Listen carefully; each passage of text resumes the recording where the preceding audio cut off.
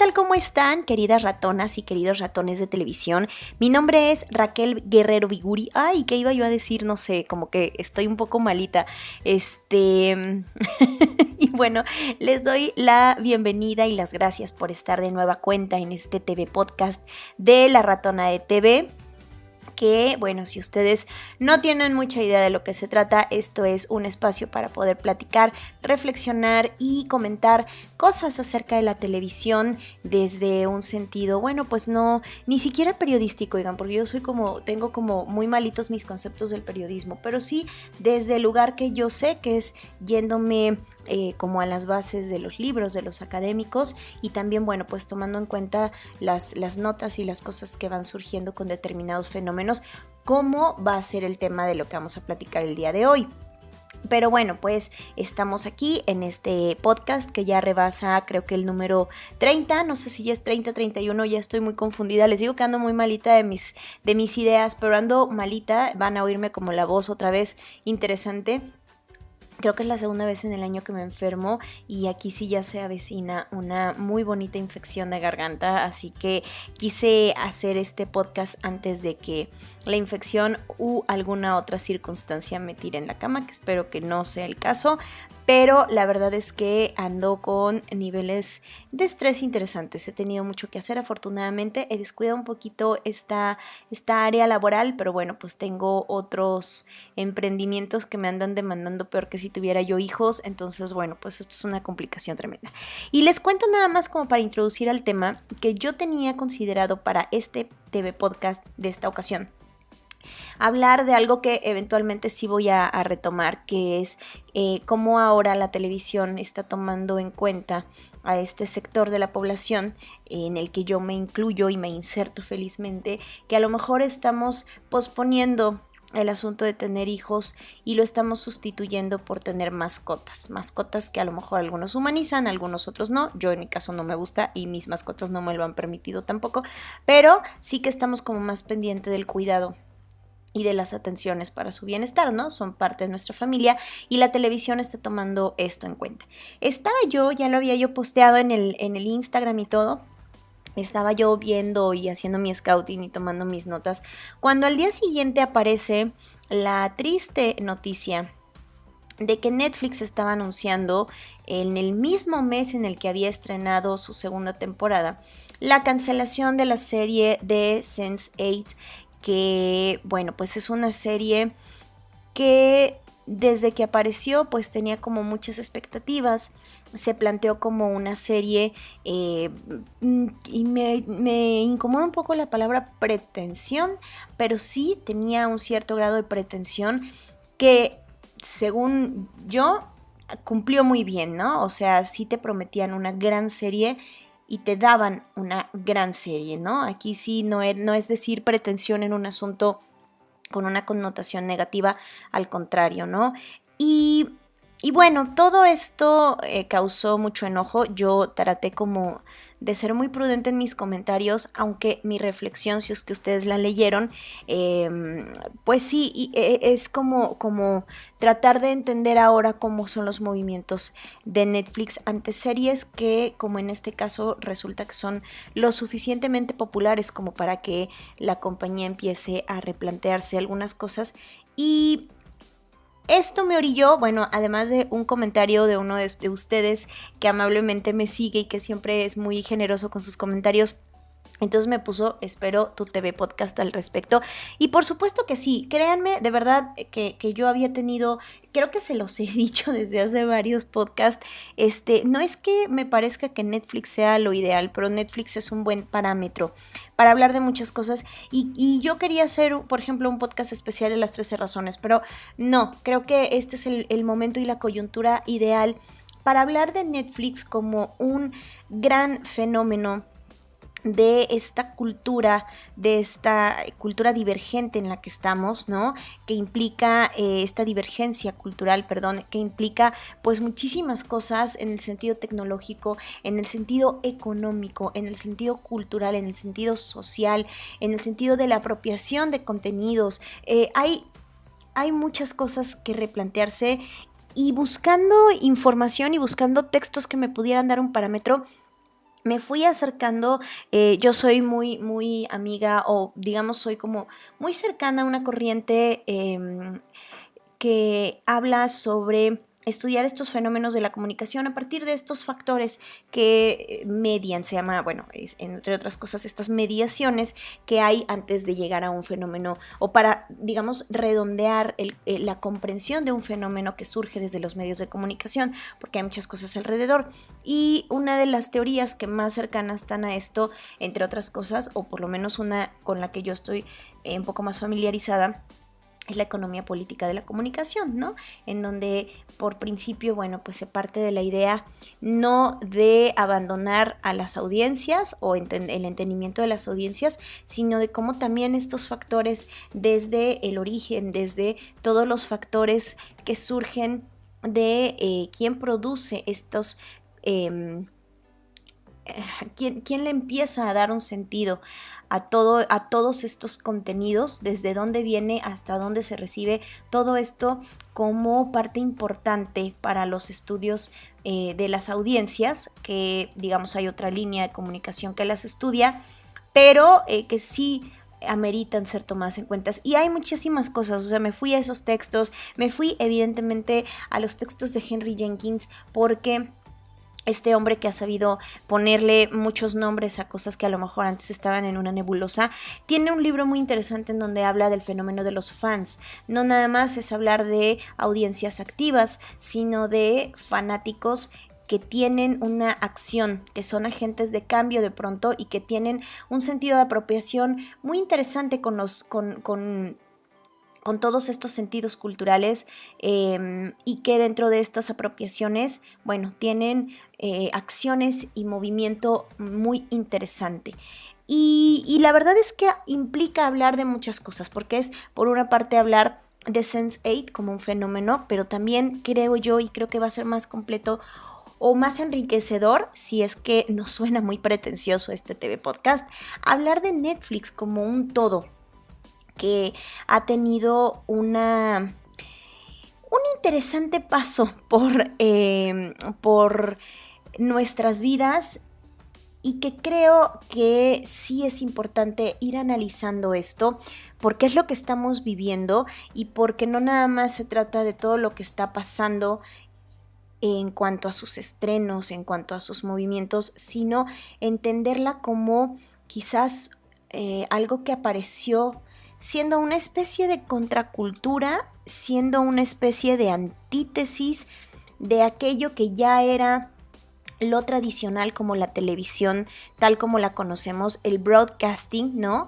Todo el modelo Netflix ha venido a ser muy revolucionario en esto, y sin embargo, el hecho de que este modelo dio un resultado interesante, bueno, son historias que están en constante evolución y movimiento, porque todo en general está haciendo evolución y movimiento, y esta empresa, como parte de una industria cultural, también lo amerita. Entonces, no me quiero ir como con mayores situaciones, sino entender que eso, Netflix es una empresa que apareció, vamos a ponerlo un poquito en contexto y en historia, porque es interesante saber de dónde viene el modelo que Netflix ha desarrollado como con gran éxito, que es simple y sencillamente esta situación de llevar a internet una práctica que nosotros ya teníamos bastante dominada, que era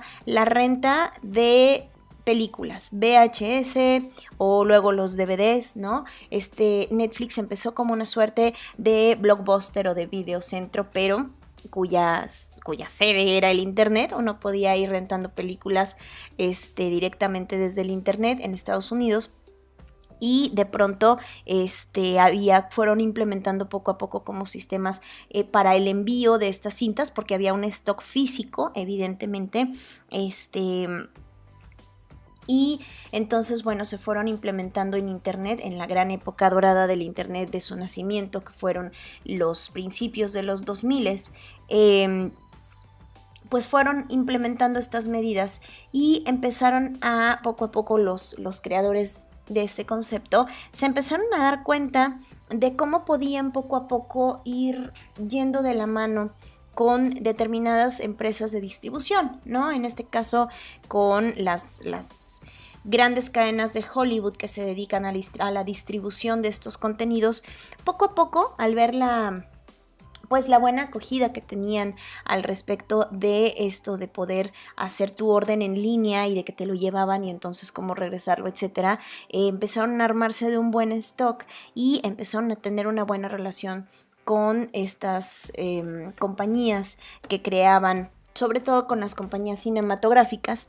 Y pues bueno, ellos empezaron propiamente a funcionar un poco en este sentido, hasta que después se dieron cuenta de lo que estaba haciendo, por ejemplo, iTunes, ¿no? El modelo de iTunes, de que la música, bueno, lo que estaba pues, sucediendo en la industria musical ha sido siempre como el gran comparativo de que, y creo que lo ha sido siempre, ¿no? Primero van ellos y después van otras industrias como la audiovisual, y lo que ya estaba pasando en la industria musical era justamente eso, el hecho de que tú ya podías escoger tu música, tú podías pagar por tu música y entonces podías escoger lo que escuchar, ya no necesitabas comprar todo el disco, sino que podías ir como a la carta.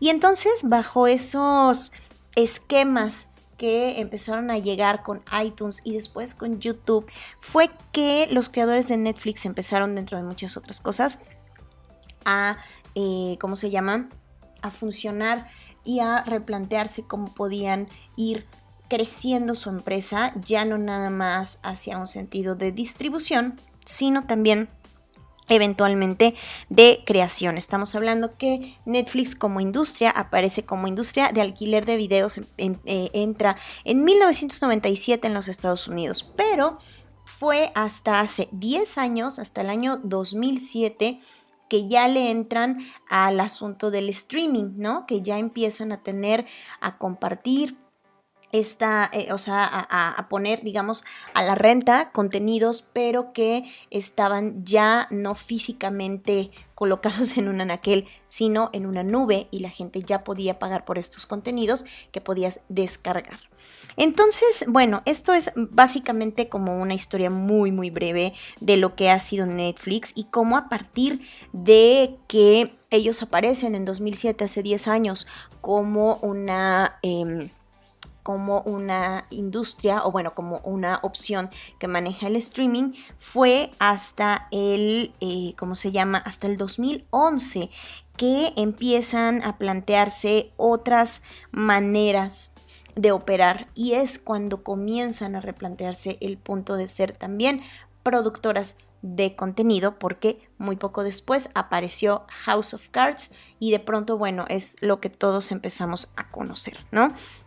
Entonces, bueno, pues eso más o menos es como un antecedente de lo que es Netflix, una marca asociada a la distribución online. Y aquí me parece que hay que tener en cuenta estos conceptos que parecerían muy obvios, pero no. El asunto de la distribución es una cosa y el asunto de la producción es otra.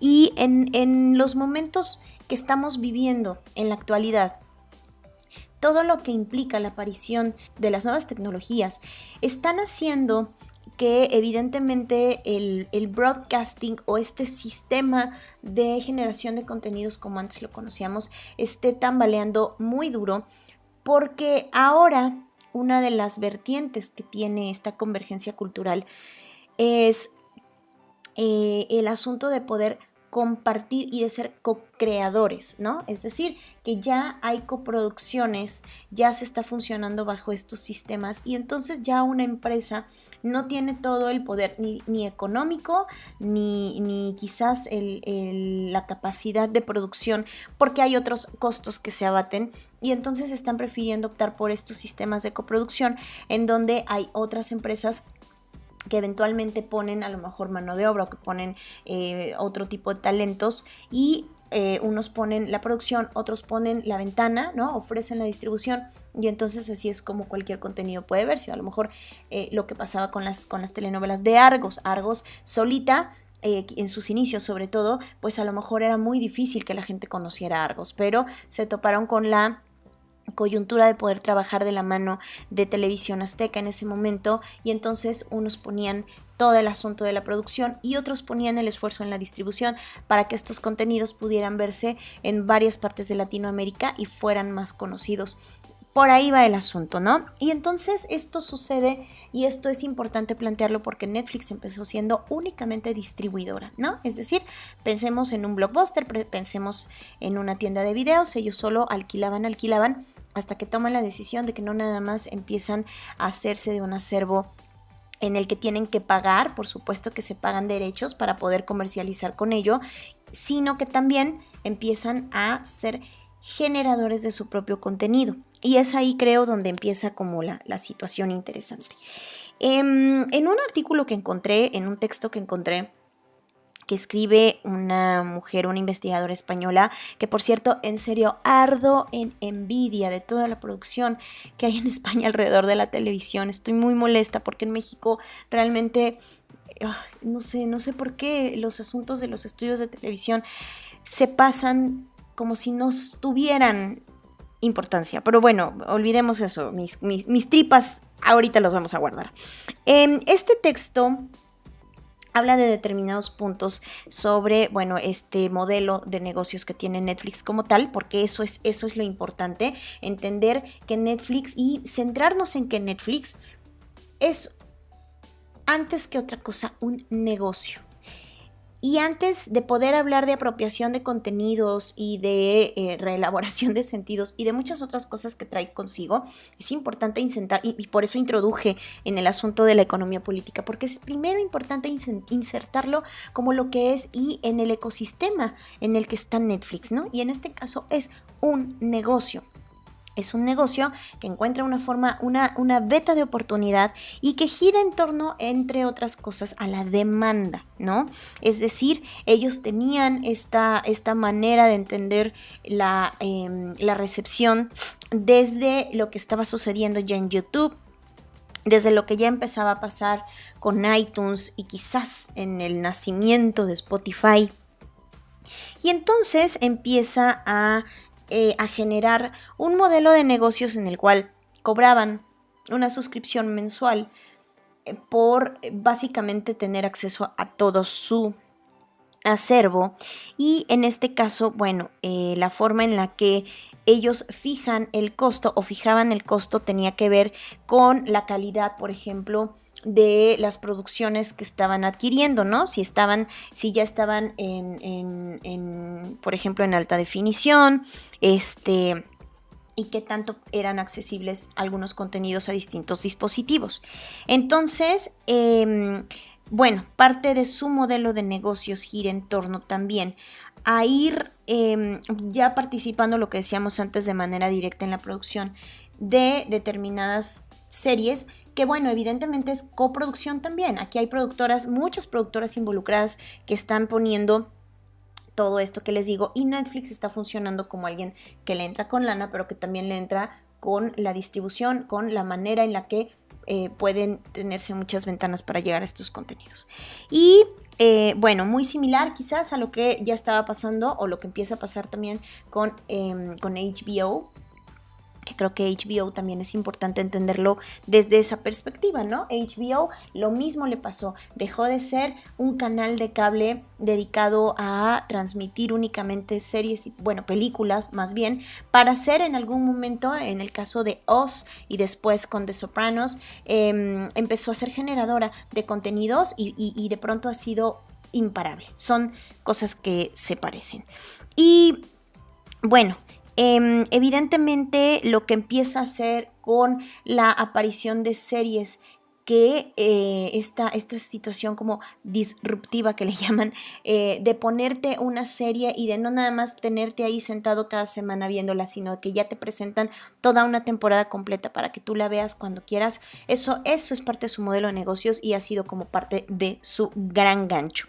Ahora bien, bueno, evidentemente pues sí tienen muy claro, digo yo, claro, entre comillas, lo empiezo a leer aquí en el texto, el asunto de que hay una forma en la que el usuario, la experiencia del usuario es muy tomada en cuenta. Y sí se agradece, por ejemplo, que haya una plataforma sumamente amable para visualizar los contenidos. El que te lancen algoritmos de pronto con las similitudes a lo que tú estás viendo y entonces así te puedan recomendar alguna otra serie o alguna otra película que tú ya hayas visto.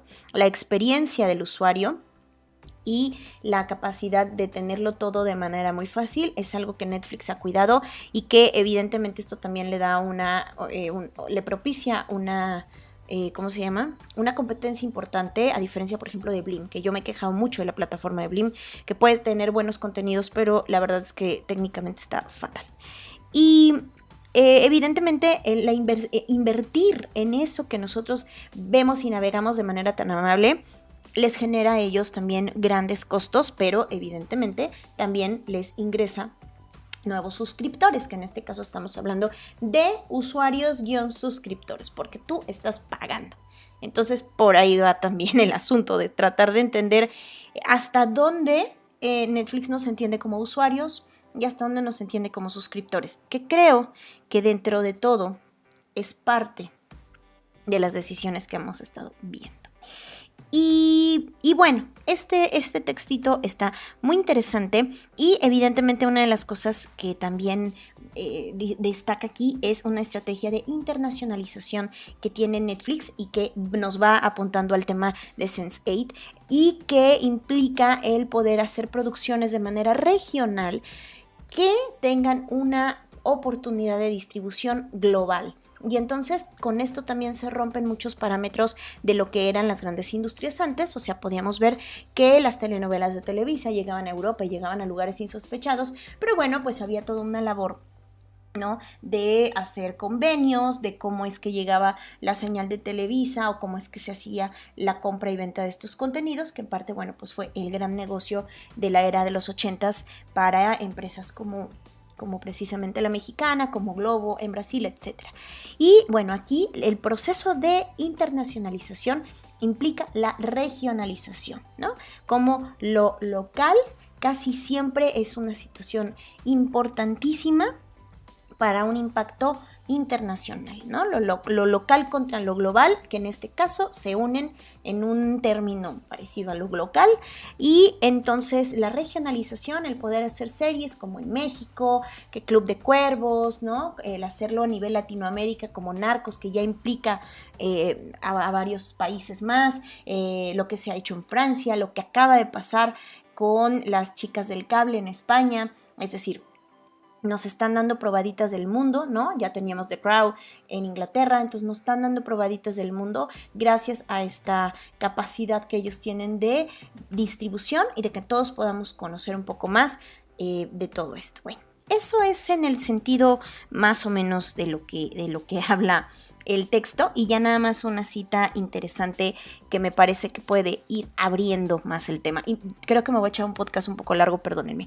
Esta autora habla de los ingresos económicos de Netflix, cómo crecieron en un breve periodo. Es decir, en el año 2012, que habían obtenido $300 millones por todo su sistema, ¿no?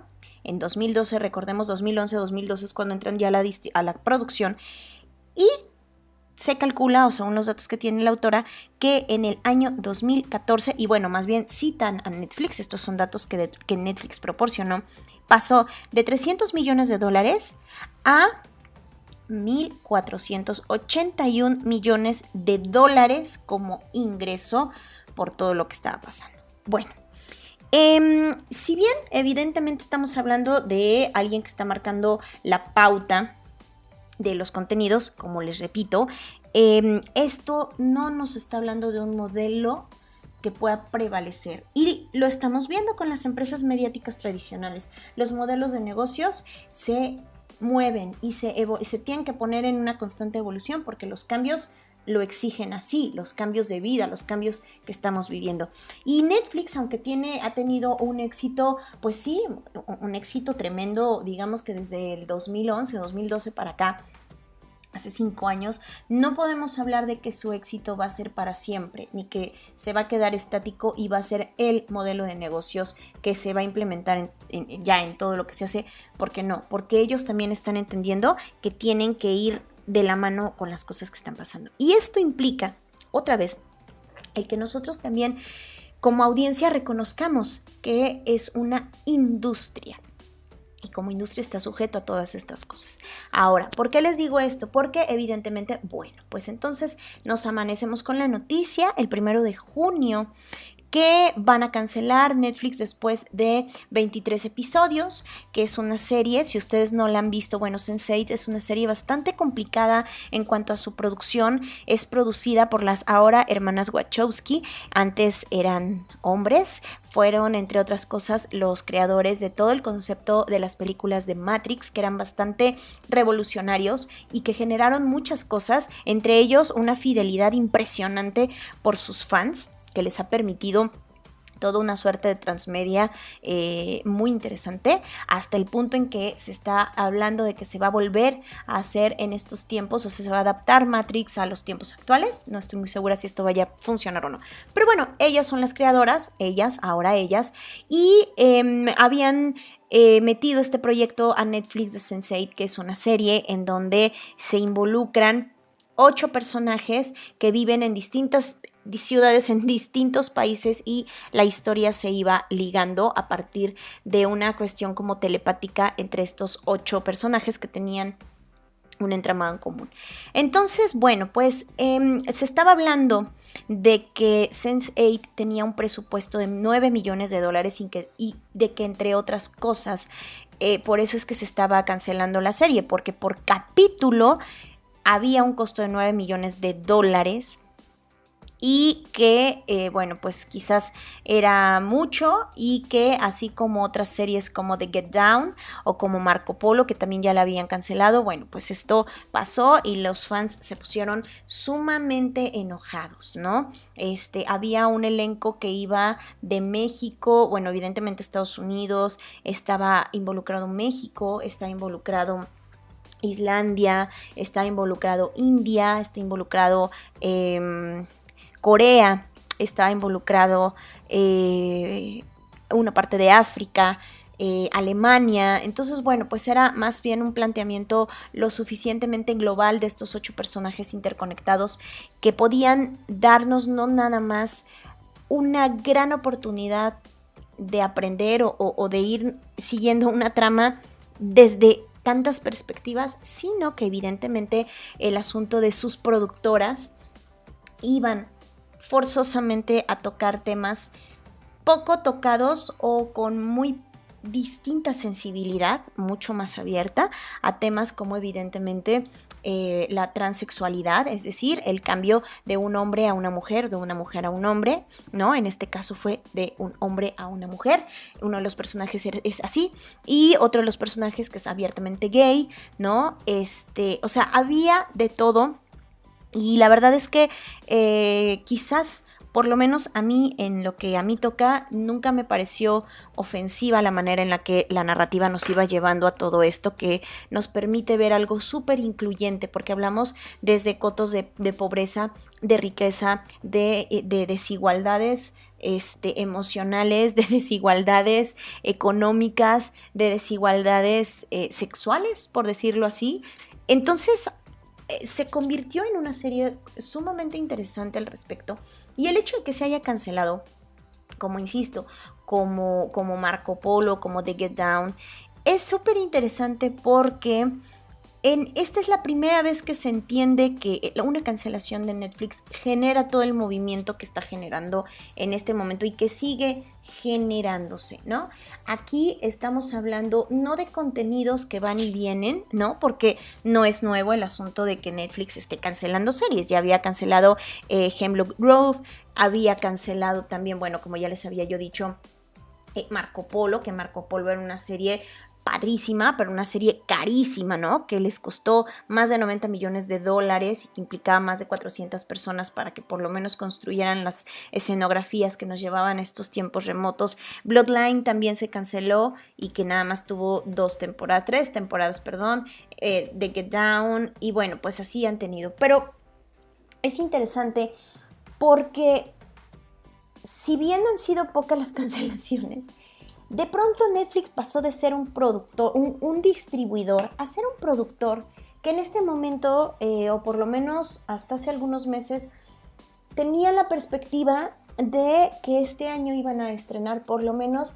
70 títulos propios. Y estamos hablando de una empresa. Me puse a analizar todo su menú, a ver qué encontraba, y entonces tenemos series y tenemos contenidos que quizás no son ni tan caros ni tan promocionados como estas series de las que les estoy hablando, pero tienen de todo. Tienen drama de época, dramas históricos, tienen comedia, que tiene desde el sitcom hasta el K-drama, porque ya han coproducido con industria coreana para hacer K-drama, y que son las telenovelas coreanas dentro de Netflix. Hay talk show, que son todas estas cosas de Chelsea. Tenemos evidentemente toda la parte de stand-up, tenemos documentales, tenemos animación para adulto, tenemos hasta remakes, si es que nos vamos a Full House, si es que nos vamos a Arrested Development, o las Gilmore Girls. Nos vamos evidentemente a películas, a producción de música, ¿no? O sea, digamos a esta onda de los conciertos. Tenemos evidentemente el área infantil.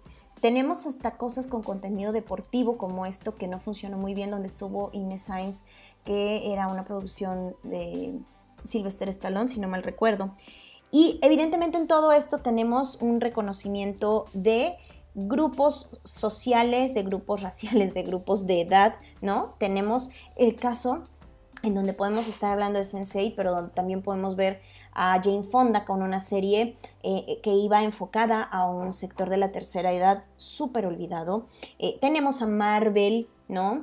Tenemos bioseries, oigan, yo descubrí una joya que ya había yo leído que iba a suceder, nadie hizo ningún alarde al respecto, pero está increíble, que es una serie producida por Netflix. Jim Henson, bueno, toda la gente Jim Henson de los Muppets, el que fue el creador de los Muppets, junto con esta gran actriz Julie Andrews que reconocemos como La novicia rebelde o Mary Poppins, y crearon una serie bien bonita para niños, para ir introduciendo a los niños a la sensibilidad del teatro y todo lo que implica una producción teatral. Entonces, dentro de todos los capítulos hablan de la musicalización, del vestuario, de cómo es la actuación, de la escenografía. Está preciosa, traen a grandes invitados y está muy bonita. Si yo tuviera hijos se las pondría. Aguanté yo 3 capítulos, pero bueno, ya no más. Pero así como eso, también hay un Ricky Ricón, por ejemplo, rarísimo, Ricky Ricón, que es todo el know-how de las series de Disney, así tal cual, pero producido por Netflix, en donde tenemos las risas falsas, en donde tenemos todo esto, ¿no? Y es producción de Netflix. Entonces, realmente hay una alta capacidad que está haciendo Netflix para producir, y lo que leía yo en una nota el día de hoy era que ellos aspiran a tener por lo menos un estreno de 70 producciones este año. Entonces, ¿a qué obedece que una serie tan popular como Sense8 se cancele? Eso es la pregunta del millón, y entonces nos hace tratar de pensar realmente qué está haciendo Netflix al darnos toda esta oferta. ¿Realmente está pensando en los contenidos? ¿Realmente está pensando en que sus contenidos gustan o disgustan a una determinada audiencia y en función de eso las mueve? O, como en este caso, y como según las notas, es el mismo CEO de Netflix el que dice, ya nos está saliendo súper caro y no es la única serie que se va a cancelar. Va a haber más y muchas gracias, ¿no? Él citó una nota de Código Spaghetti, dice: la cantidad de aciertos que tenemos es muy alto en este momento. Hemos cancelado muy pocos shows, y siempre estoy impulsando al equipo de contenidos para que tomen más riesgos, para probar cosas nuevas, y es por ello que deberíamos tener una tasa de cancelaciones más alta de forma global. Lo que obtienes son series ganadoras que son simplemente increíbles, como por ejemplo Las 13 razones. Fue una sorpresa, es un gran show, pero no nos dimos cuenta de lo que pasaría con ella. Esto lo dijo Reed Hastings, que es el mero mero de Netflix. Y entonces, bueno, dices, ok, pues está muy bien. ¿Y qué pasa con los fans? ¿Qué pasa con este empoderamiento de los fans? Las 13 razones, por ejemplo, fueron un éxito y Netflix se dio cuenta porque evidentemente hubo una mayor aceptación. Ellos deben de tener muy bien controlado, por ejemplo, el nivel de views que tiene cada serie o cada capítulo, pero evidentemente, bueno, pues también están muy preocupados por lo que implican las redes sociales, que cuánta conversación, cuánta social media se genera al respecto. Y en el caso de Las 13 razones, bueno, fue realmente muy polémico todo lo que causó, aunque yo sigo insistiendo en que no es la gran serie. O sea, la verdad yo le pongo muchos peros, le puse muchos peros a esa serie y se lo quiero seguir poniendo, porque creo que tienen aciertos importantes al tratar de llegar a públicos que los medios tradicionales están olvidando. Si nos vamos a la serie de Jane Fonda, ahí hay adultos mayores. Si nos vamos aquí hay un público adolescente que no está siendo muy bien cultivado en los medios tradicionales. Sin embargo, aquí los están abrazando dentro del drama. Y yo tengo muchos peros para abrazar a los jóvenes de acuerdo al drama. Pero bueno, está bien, ¿por qué no? Pero el hecho de lo que está pasando con Sense8 y el que decidan cancelarla, y en que en este momento lo que sale y sigue saliendo sea el factor económico, me sigue pareciendo algo, me sigue demostrando que la transición que está teniendo Netflix al volverse de distribuidora, de dejar de ser distribuidora a gran productora y distribuidora, entonces les está generando muchas expectativas, muchos costos en series quizás muy menores, como lo que les estoy diciendo de Ricky Ricón, que yo no sé si alguien ve a Ricky Ricón en Netflix Niños, por ejemplo, y hay muchísimas otras series padres dirigidas a públicos nicho, no sé qué tanta popularidad tengan, pero aquí el asunto de que sea una serie costosa, en donde lo equiparan con Game of Thrones, que tiene por capítulo 10 millones de dólares cuesta, o no sé cuánto cuesta, pero es un poco más alto que Sense8. Entonces aquí hay un asunto de apropiación. Me parece terrible, yo como que sí me enojé mucho, y después leyendo todo esto que está pasando, bueno, de pronto entiendes a lo mejor cuál era el camino de Sense8 y quizás cuál va a ser su futuro. ¿A qué me refiero con esto? A que si nos vamos a todas estas maneras en las que los fans han manifestado el culto y la apropiación de contenidos de manera activa. O sea, una cosa son las personas que de alguna manera, bueno, como yo, que no soy tan activa, simplemente me enojo y no hago nada más, pero hay grupos de personas que logran hacer grandes cosas, y esto yo lo he podido, bueno, aquí lo leo en los textos de Henry Jenkins, pero yo he podido ser una verdadera testigo de lo que pasa cuando los fans se apropian y deciden y no están de acuerdo con lo que incluso los creadores ponen o determinan para el final o para la resolución de algunos de los personajes. Y entonces, por ejemplo, tenemos todo el fenómeno que generó esta serie de caricaturas japonesas llamada Candy Candy, en donde muchísimas fans no estuvieron de acuerdo en cómo termina, y de pronto lograron hacer su final alternativo, evidentemente con cambios muy pequeñitos dentro de lo que es la caricatura, pero ellos tienen su final alternativo. Me pongo, por ejemplo, a pensar en todo lo que pasó con Don Gato aquí en México, ¿no? Que para Hanna-Barbera Don Gato no significó gran cosa, son súper poquitos los capítulos del Don Gato original, y sin embargo en México fue tan importante esta serie que muchísimos años después se logra hacer la película con mano de obra mexicana por iniciativa de mexicanos, porque para nosotros significó algo Don Gato, ¿no? Henry Jenkins, en su libro Fans, Blogueros y Videojuegos, habla de todo el fenómeno que generó Star Trek, por ejemplo, ¿no? Que en realidad fueron determinados capítulos, pero la gente se clavó tanto que no solo se molestó porque la serie se haya cancelado, sino que aparte le dieron todo un seguimiento. Hubo gente que se manifestó haciendo, por ejemplo, sus propias versiones en forma de libros y de novelas de lo que pudo haber pasado. Hay mujeres que dijeron, esta serie está muy machista, vamos a ponerles el futuro de las mujeres dentro de este contexto, y ellos hicieron sus propios universos. Está pasando en este momento que Warner Brothers antepuso una interesante demanda contra un grupo de fans que logró el presupuesto para hacer su propia serie, su propia película sobre la juventud de Lord Voldemort, por ejemplo. Entonces los fans se manifiestan y los fans hacen grandes cosas y los fans resucitan al muerto más muerto con toda su emoción. En este momento yo no había visto que una serie de ficción, la cancelación de una serie de ficción mereciera que alguien lo pusiera en esta plataforma de change.org y entonces uno firma, ¿no? No queremos que esto. Creo que todo esto implica amerita una mirada bien interesante a cómo estos consumos están resultando algo para alguien, pero yo creo que también nos merece una mirada al desencanto, porque evidentemente estos grandes modelos que han funcionado y que nos prometían ser diferente a lo que ya conocíamos, está empezando a no serlo, está empezando a parecerse a lo que ya conocíamos, porque así es la industria y seguimos moviéndonos en contenidos que se generan dentro de una industria, que tienen distintas plataformas, que tienen distintos modelos de negocio, pero que al final de cuentas van a encontrar características más parecidas más temprano que tarde. Y quizás también mucho de lo que está pasando con Sense8 es que fue, ya poniéndolo como en términos mucho más sentimentales, quizás fue una alternativa increíble, impresionantemente bien hecha, con una gran calidad, con una muy buena historia, además de todo.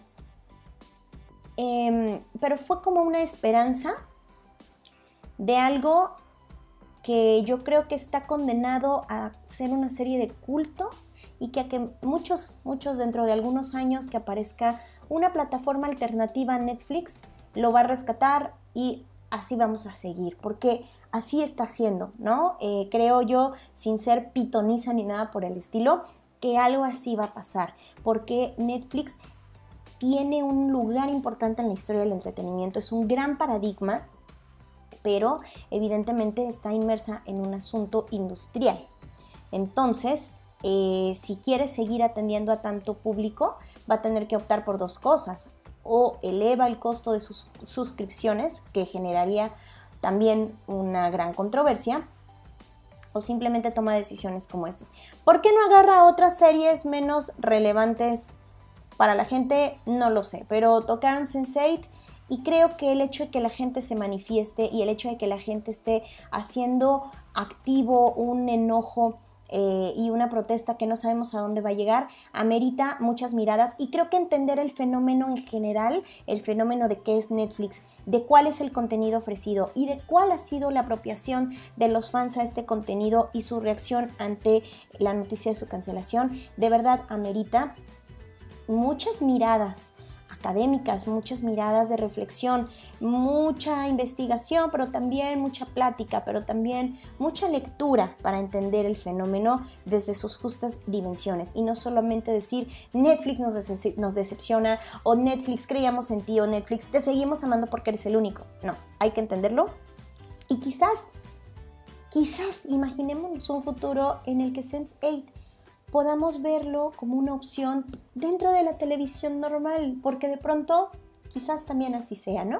Será parte de la adaptación y de la evolución de las empresas mediáticas, y quién sabe qué nos va a deparar el futuro. Pero a mí me pareció muy importante poder agarrar este tema como un buen pretexto. Me aventé un podcast muy largo, pero ya lo había yo vislumbrado en que este tema iba a ser largo e interesante. Ojalá que lo hayan escuchado, ojalá que no les haya aburrido mucho, y que les haya resultado interesante y que les haya resultado por lo menos propiciado un poco de reflexión al respecto y ganas de seguir leyendo más y más. Y si les interesa, bueno, les puedo pasar algunos textos o los títulos por lo menos para que ustedes se empapen un poquito más de este tema que es verdaderamente impresionante, apasionante y que de verdad a mí me decepciona muchísimo no tener conocimiento. A lo mejor yo vivo en una isla y no me entero que, pues que la gente está reflexionando. Lo veo en la producción de otros lugares como España, en México no. Y me parece terrible porque México es uno de los lugares de más alto consumo de estas plataformas.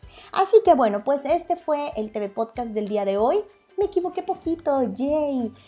Yo soy Raquel Guerrero Viguri y les agradezco muchísimo que hayan escuchado este TV Podcast, que le hayan dado un like o que lo hayan compartido en caso de que les haya parecido interesante y que ustedes me pueden buscar en mis redes sociales, así como en mi página de internet, que estoy como www.ratonadetvmuy.com y en mis redes sociales estoy como @ratonadetv en Twitter, en Facebook y en Instagram. Muchas gracias por escucharlo y nos estaremos viendo, escuchando o interactuando en el próximo TV Podcast. Un saludo, bye.